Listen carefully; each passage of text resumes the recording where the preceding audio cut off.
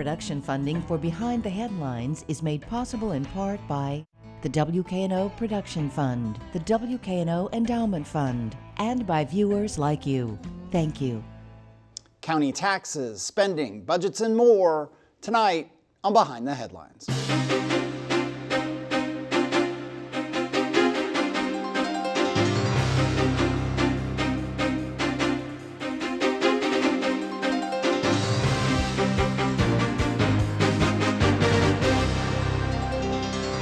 I'm Eric Barnes with the Daily Memphian. Thanks for joining us. I am joined tonight by two members of the County Commission. Van Turner, thanks for being here. Thank you. Along with Mark Billingsley, thank you for being here. Thank you. Also here is Bill Dries, reporter with the Daily Memphian. We'll talk a bunch about budgets. We'll talk about some of the things in the budgets, everything, touch on some of the schools things, some of the, you all fund a lot of the jail and the sheriffs, and the pipeline I think we'll get to today, and maybe some other things. Let's start with the budget. I'll go to you. Is the budget done or not? Because there's a question that you all are very close to, and Bill I should turn this to him. Yeah. That you all approved a budget, you approved a tax rate, given that it's a reappraisal year, it was quite a significant decrease in taxes. But there's some talk that maybe y'all will reopen the budget. I am confused. Yeah. Well, I mean, the budget right now was passed, the tax rate was passed before July 1. And so there's a question of whether or not the tax rate may come back up at a later meeting in July. But I think there was a big push to get a tax rate passed before the July 1 date. And it sort of changed. There was a 346 rate passed, but it had to go to a fourth reading, and it went back down to 345. And so you're talking about a penny, which is worth about $2.2 million, and those funds were to be dedicated to mental health for youth and young adults. So the commissioners who actually sponsored that penny increase were not at the meeting, and so out of respect for them, we might bring that back up at our next meeting. Are you in favor of that? Oh yes, I'm in favor of the penny. You as well? Where do you stand on that? Eric, I'm 100% for mental health. I don't think there's a commissioner out of our 13-member body that does not support mental health. There's a whole lot of things that go on to try to get to the deadline, and we had assurances from Mayor Harris and really from almost every member of the body that we are behind mental health. But at the same time, I think the supermajority of us did not believe we should delay a budget, have a continuation budget. Mayor Harris was pretty articulate about that. There were other individuals that reached out to us. Mr. Munpower from the state of Tennessee said the same thing. The state controller. State controller. And so I really don't support reopening the budget. I am committed to mental health. I think we can make that happen with or without that penny within our budget. And I hope that's what we do. Commissioner Turner, that there was some discussion about what exactly the state law means. What does it mean to have the budget set at a certain date? Because state law is somewhat ambiguous about that. Yeah, that's correct. I think the Attorney General opinion that I read said it has to be passed or amended by an October date. And so although there's the July 1 date, because that's when our fiscal year begins, there was an opinion which indicated that in one county, they were able to amend their tax rate, but they had to have that amendment in by October. So if we were to address an amendment, it would be done well before that October deadline, probably at the beginning of August. And that's good because the trustee has to get her tax bill out, and we have to make sure that we have a firm rate, I think, heading into when the property tax bills go out. Commissioner Billingsley, the city of Germantown a year ago, in all of the uncertainty of the pandemic, passed what is called a continuation budget. In other words, you simply have the current fiscal year and its expenditures go over into the new fiscal year, and they got the job done by August. So is there any real harm here if the commission opens this back up at the July 26th meeting?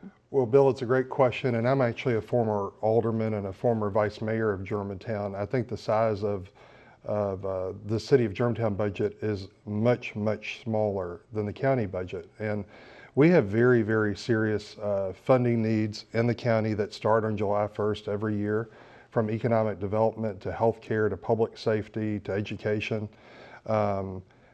Every professional I've talked to said it would not be a good idea to do a continuation budget. The reason the city of Germantown also did that was they were in the midst of the pandemic, and we are coming out of the pandemic. We're seeing really good, much improved numbers in Shelby County. I understand why they did that, and I think at the time for them that was a good idea. I think it's a little bit ridiculous to somewhat threaten a penny increase that is only going to produce $2.3 million out of our budget. And I feel confident that the 13 commissioners can work through that. I am much more of a person who wants to find a means to an end and try to work through it. I think having a tax increase hanging over our head for several more months, it doesn't really do anything for us. And again, you're talking about a 1 cent increase, and there's not a whole lot you can do with that. Commissioner Turner is broaching the topic of a tax hike here, a 1 cent increase. Is this more than just funding mental health services? Is this a way of opening a door to a broader discussion about priorities in county government? Well, I think to some extent, every morning, Bill, we wake up and there's a dead body on our screen. There's a homicide, and most of the homicides are taking place among youth, and to be more specific, Black youth. And so we can't police our way out of the crime uptick in this community. I know there's federal funding coming in for more officers, but that's on the backside of the issue. Why would a child, and they're still children, pick up a gun and feel the need to kill someone else? In most instances, another young person. So we have to address mental health. My goal here is to address mental health from the standpoint of we have to use this as a measure to address public safety.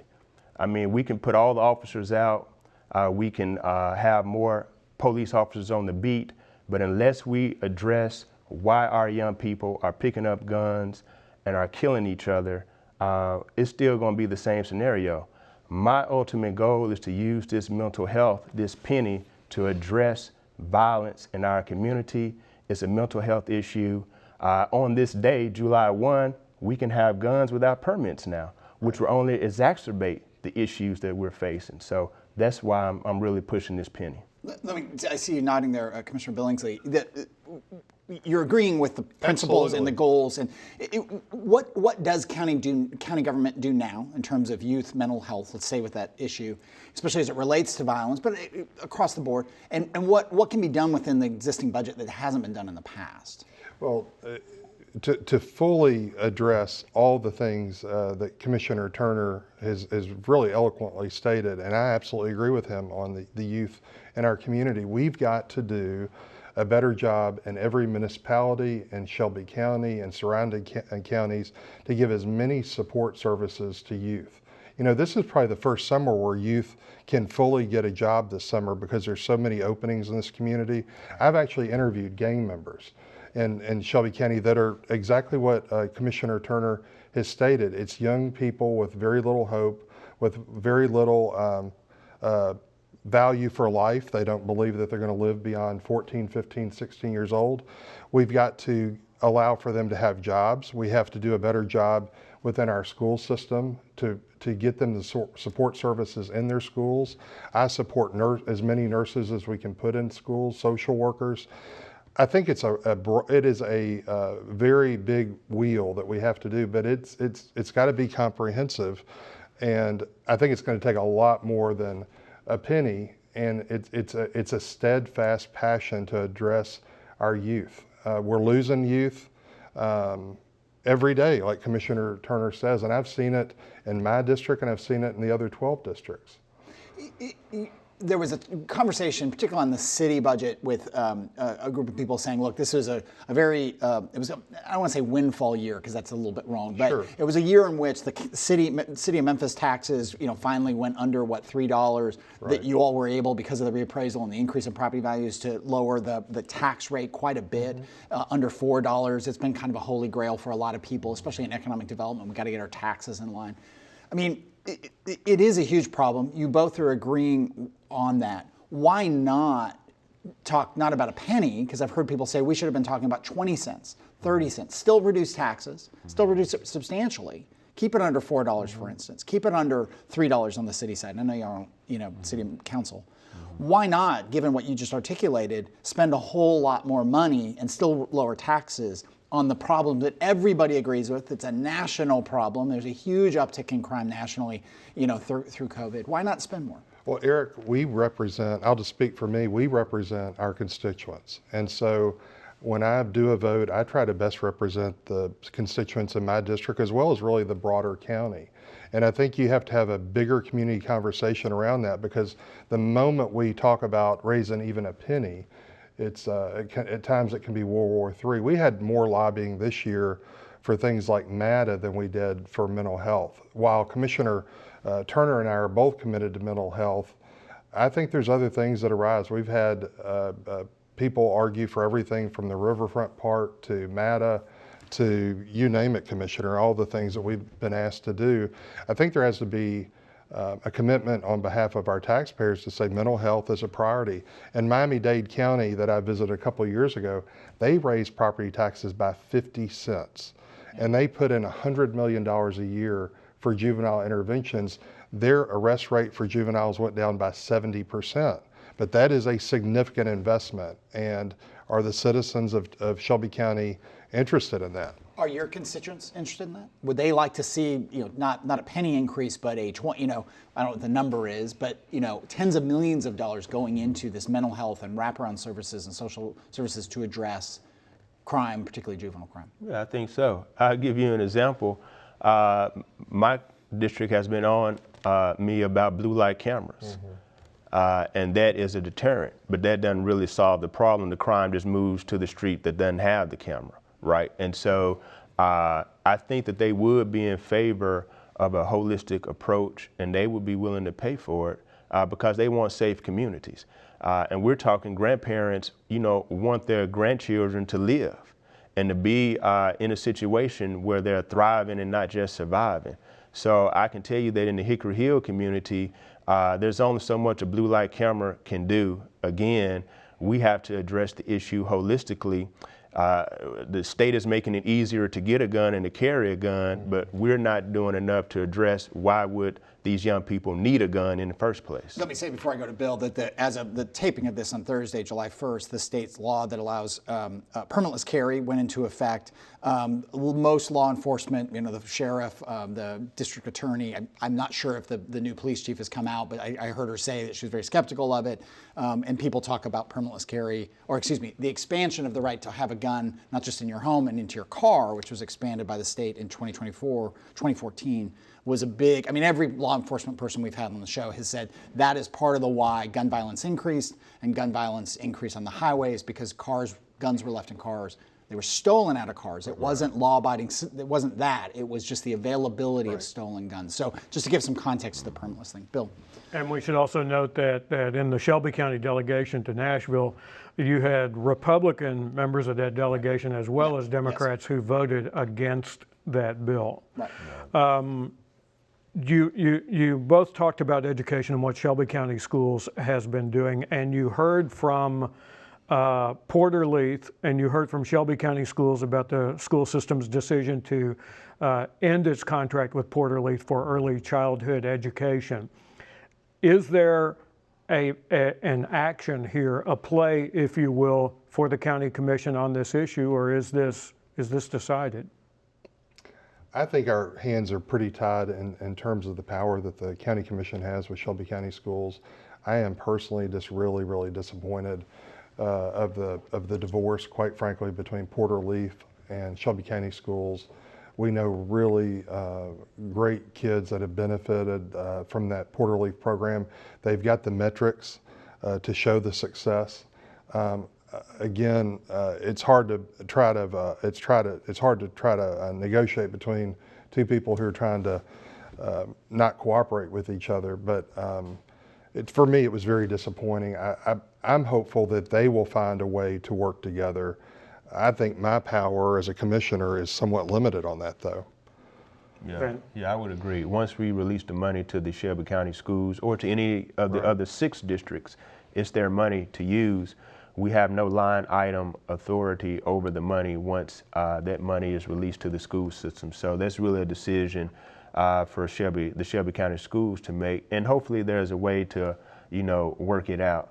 As an attorney, we oftentimes look to settle cases before we really have to go to trial, and so maybe there's an opportunity for them to mediate this matter and to settle it. Let me note, to interrupt you, Bill, that we'll have representatives from Porter Leith on the show next week, and Joris Ray and others from the school system will be on the show in 2 weeks talking about this issue of early childhood education, the contract with Porter Leith, and so on, as well as other issues. But sorry, go ahead, Bill.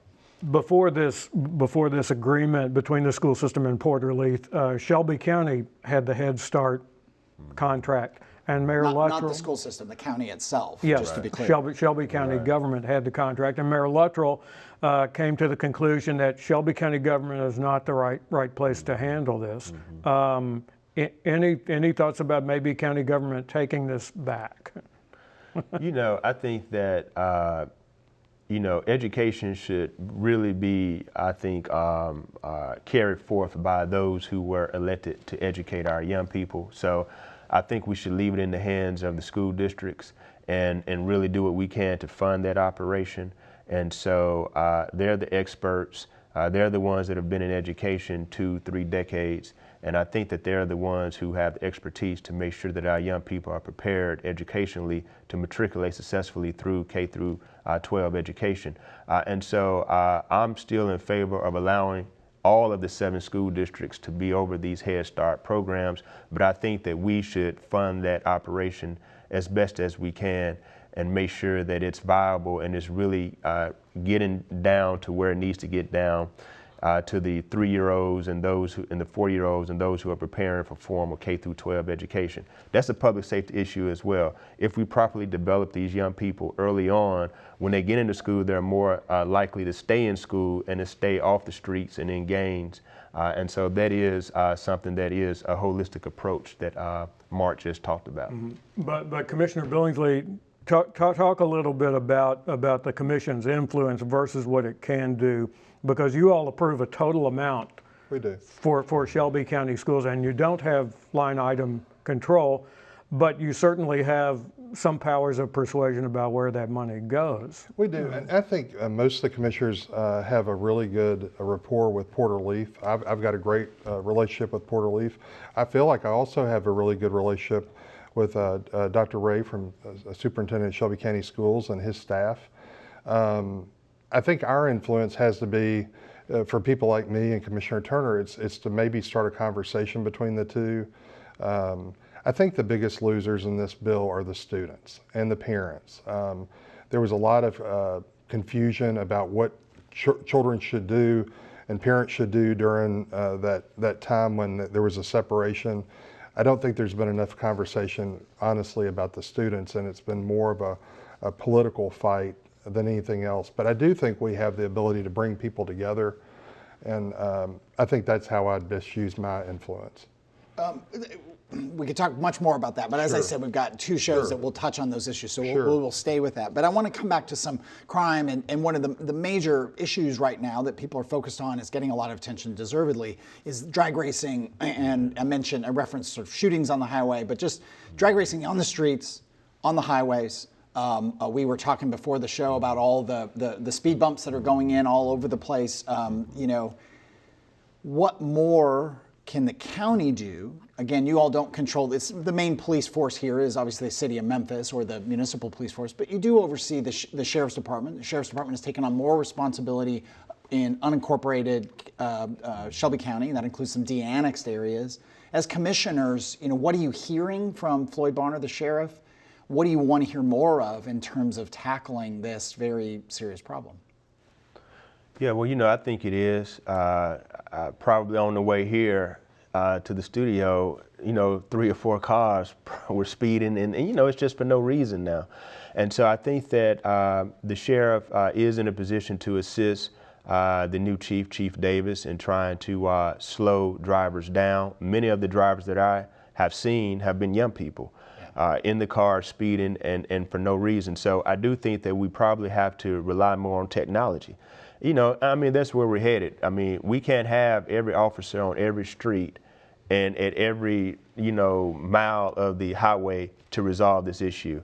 But there are probably ways that we could better use technology to track down the license tags, to give a warning. If not, come to General Sessions Court. Reckless driving is an issue. We're going to suspend your license until you are more responsible with your driving.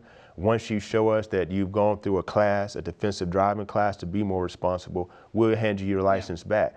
But eventually you're going to kill yourself or kill somebody, and it's needlessly, driving like that. Is it time to go back to pre-COVID, which seems like 100 years ago? But there was a big crackdown. They had, I think, sheriffs, police, state patrol. They were pulling everyone over. Perhaps even a host of a well-watched public television station got pulled over in that sweep. As I should have been. I wasn't driving recklessly, just to be clear. But it caught a lot of people. They pulled a lot of people over. It kind of sent a message. Is it time for that, Commissioner Billingsley? And is it time for the state to do more? Because you never see state patrol. No. Except in those limited efforts. There is no state patrol in Memphis. It's absolutely time. I'm a former volunteer policeman in the city of Germantown. And everything I hear from our constituents is they've had enough of it.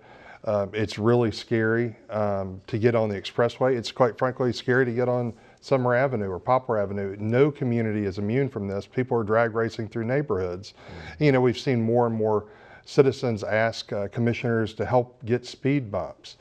Right. I'm at the point, and I think most citizens are at the point, where if we have to get to a point where we, to Commissioner Turner's point, suspend driver's licenses, if you're going 80 to 100 miles an hour, in this community, quite frankly, I think your car ought to be taken away for a period of time, and you earn that vehicle back.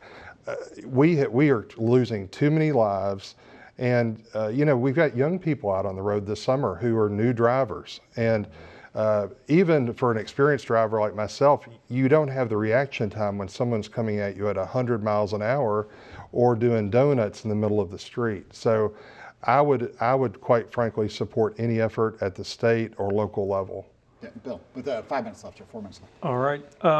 You're both in your second term of office, second full term of office. And 2022 is coming up. So I guess my question to each of you is, are you interested in running for other offices after this term is up? Van? Yes, I am, and I'm exploring opportunities now. Of course, I term out September 1, 2022. There are multiple county elections next year, and then after that are the city elections. And so it's all about timing and properly placing yourself to have the best opportunity to be successful. And so I think there's more work in preparation than in you actually saying you're going to run for the position. So I'm doing a lot of the prep work now and seeing what's best for me and talking to my family and friends and making sure I make the right decision. But I'm definitely interested in seeking another office. All right, Mark? I think that was an excellent answer and really, really like good. To use it, yeah, can I just say ditto? I've been I will, at the end of my term, will have served on the County Commission 9 years, and like Commissioner Turner, I'll be term limited out. I have really, really enjoyed public service. It really started as a volunteer in the city of Germantown, volunteering in the city of Memphis, having served as city councilman in Germantown, now a county commissioner.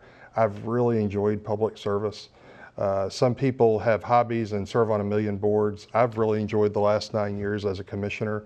We are blessed to have a lot of influence on helping people, and that's what draws me to public service. So similar to Commissioner Turner, I'm keeping the door open for what that next place is, but I am interested. With just a couple of minutes left, as briefly as possible, the pipeline, the Plains All-American Pipeline, I always say it backwards. Byhalia Connector. The Byhalia Connector, thank you.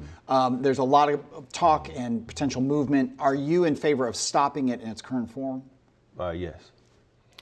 In terms of the 1,500 feet setback, I am still considering that because we have so many pipelines in Shelby County.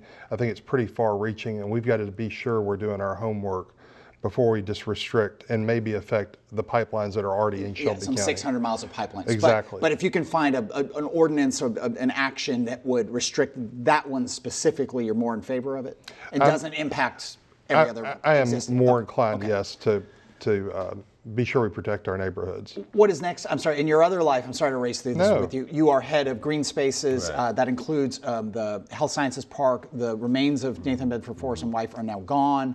There's still some construction going on. What is next for that park? And what did you feel when those remains were finally removed? Well, it was a great relief. I was happy to work with all participants to make sure we safely transition those remains. And what's next for the park right now is just to allow the park to be a park. And we'll see what's in the future, but I think everyone just needs to allow the park to breathe and just be a park for now, green space. All right, well, thank you both. I didn't give you enough time Thank for you either very of those, much. but I appreciate it. Thank you, Bill. Again, join us again next week. If you missed any of the show, you can get the full video online at WKNO.org or search Behind the Headlines on YouTube. Thanks. We'll see you next week.